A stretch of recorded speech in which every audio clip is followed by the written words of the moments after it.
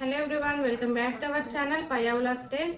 ఈరోజు మన వీడియో ఏంటి అంటే, నేను ఇందాక ఒక మంచి స్టోరీ విన్నాను. ఆ స్టోరీ మీ అందరితో షేర్ చేసుకోవాలి అనుకుంటున్నాను.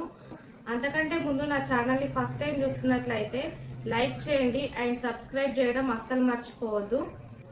స్టోరీలోకి వెళ్తే మీకు కురుక్షేత్ర యుద్ధం గురించి తెలిసే ఉంటుంది.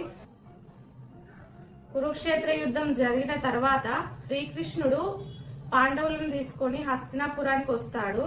అప్పటికే కురుక్షేత్ర యుద్ధంలో 100 మంది కొడుకులను కోల్పోయిన ధృతరాష్ట్రుడు శ్రీకృష్ణుడి రాకను గమనించి చాలా కోపంతో బాధతో శ్రీకృష్ణుడి దగ్గరకు వచ్చి, కృష్ణ, నీకు అంతా తెలిసి కూడా ఆపగలిగే శక్తి ఉన్నా సరే నా 100 మంది కొడుకులు చనిపోతుంటే ఈ యుద్ధాన్ని ఎందుకు ఆపలేకపోయావు అని అడుగుతాడు.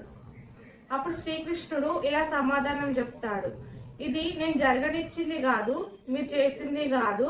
50 జన్మల క్రితం నువ్వు చేసిన నీ కర్మ వల్లనే ఈ రోజు నీ 100 మంది కొడుకులు నీ కళ్ళ ముందే చనిపోయారు అని చెప్తాడు. అప్పుడు ధృతరాష్ట్రుడు ఇలా అడుగుతాడు, కృష్ణ, ఏంటి ఆ కర్మ అని అడుగుతాడు. అప్పుడు శ్రీకృష్ణుడు, 50 జన్మల క్రితం నువ్వు ఒక వేటగాడివి.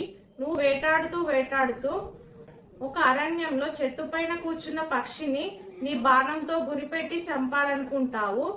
అప్పుడు అది నీ బాణం గురిని తప్పించుకొని బతికిపోతుంది. ఆ పక్షి మీద కోపంతో ఆ గూటిలో ఉన్న ఆ పక్షికి సంబంధించిన 100 గుడ్లని ఆ పక్షి కళ్ళ ముందే నువ్వు విచ్ఛిన్నం చేస్తావు.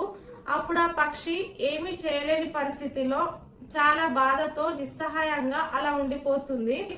అప్పుడు నువ్వు చేసిన ఈ కర్మ వల్లనే ఈ రోజు నీ 100 మంది కొడుకులు నీ కళ్ళ ముందే చనిపోవడానికి కారణం అయ్యింది అని చెప్తాడు.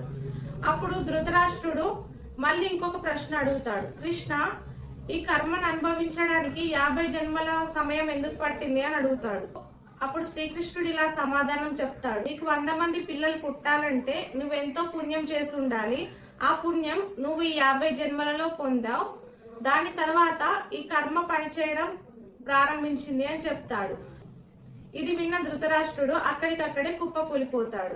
ఈ కథని బట్టి మనం అర్థం చేసుకోవాల్సింది ఏంటి అంటే, మనం ఎన్ని మంచి పనులు చేసినా సరే ఒక చెడ్డ పని వల్ల చేసిన మంచి అంతా తుడిచిపెట్టుకుపోతుంది. అండ్ నువ్వు ఒకరిని బాధ పెట్టినా, ఒకరిని మోసం చేసినా సరే ఆ సందర్భం వాళ్ళు కానీ వాళ్ళకి సంబంధించిన వాళ్ళు కానీ నిన్ను ఏం చేయలేకపోవచ్చు. కానీ కర్మ అనేది ఒకటి ఉంటుంది. ఆ కర్మ నుంచి ఎవరు తప్పించుకోలేరు. ఇది ఈరోజు మన వీడియో. నా వీడియో మీకు నచ్చినట్లయితే లైక్ చేయండి, షేర్ చేయండి అండ్ సబ్స్క్రైబ్ చేయడం అస్సలు